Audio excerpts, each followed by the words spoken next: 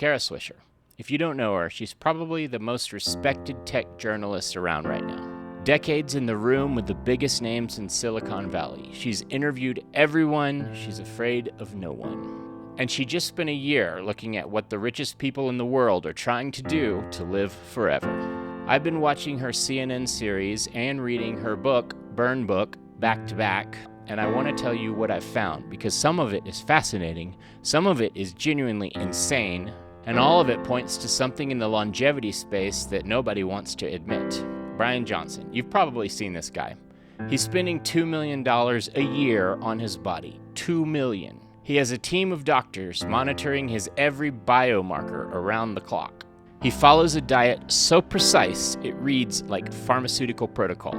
He's even done blood transfusions with his own son to try and introduce younger plasma into his system.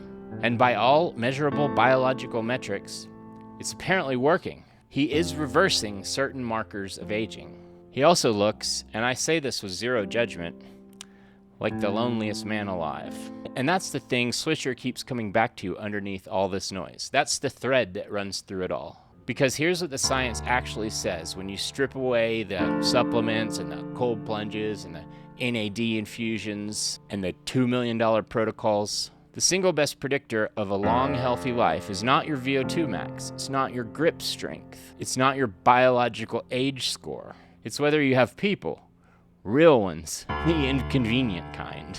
The kind who knew you before you were optimized. Now, I want to be fair here, because some of this stuff works. I'm not here to tell you all supplements are snake oil. Creatine monohydrate, the research is solid. It's cheap, it works. Vitamin D, if you're deficient, a lot of people are. Also magnesium. A good multivitamin as insurance. Consistent gym over years, not months. And of course, the great non-negotiable, sleep.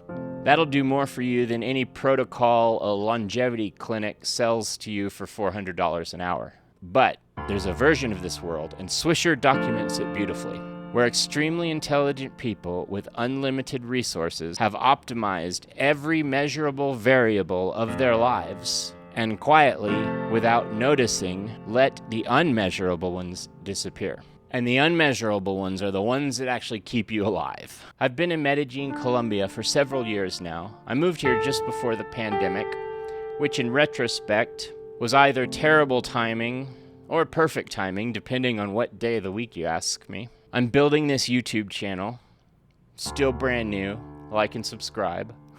I run a newsletter called TEXAS NOMAD, and I'm working on my second novel. I'm building something I truly believe in, and most of the days it feels like the right call. But I want to be honest with you about this experience. It's lonely. Building is lonely, but the solitude is where the work happens, and I've made peace with that. But there's a specific kind of loneliness that comes from being geographically separated from the people who've known you your whole life, and that one doesn't go away. My mother is in Texas. My brother is in California. We're a small family. And no amount of co-working spaces or expat meetups or genuinely good people I've found here fully replaces the weight of someone who knew you before you became whoever you are in the process of becoming. I'm not saying this to be dramatic, but more because a lot of people watching this are either doing the same thing or considering it. And the longevity research Swisher is reporting on says something important to both of those groups. If you have the ability to move, if you have the ability to build, you might have the ability to redesign your life on your own terms. And I think you should, if that's what you need. But the phone calls matter. The visits matter. The boring, inconvenient, geographically complicated maintenance of real relationships. That is not separate from what you're building. That is the life you're building. Otherwise, what's the goal? The billionaires, some of them, have found this at the end of these $2 million protocols. Your grandmother could have told them over a meal she cooked herself. So what do you actually do with this? I'm not going to give you a 5-step framework or 10 tips, because I don't trust anyone who does. Here's what's been going on between these temples. The difference between chosen solitude and drift. Chosen solitude is intentional. You close the door, you do your work, you come back. Drift is when you keep meaning to make the call and somehow now it's been 3 months. Drift is when the visit keeps getting pushed to the next quarter. Drift is when the people who matter most to you become just sort of people you text when it's their birthday. The billionaires drifted, not because they're all bad people, because optimization culture doesn't have a metric for phone calls with your mother on a Sunday evening. That doesn't show up on your biomarker dashboard. You can't track it in a Whoop. So it quietly stopped becoming a priority. Don't let it stop becoming a priority. Move if you need to move.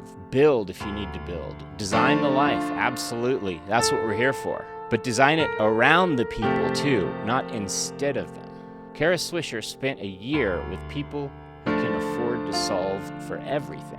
And what they found at the bottom of all that money and all that research is the oldest thing we've known since humanity's been alive. Some things don't need disrupting.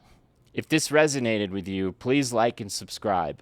I also write a newsletter called TEXAS NOMAD that comes out every Wednesday. A link in the description.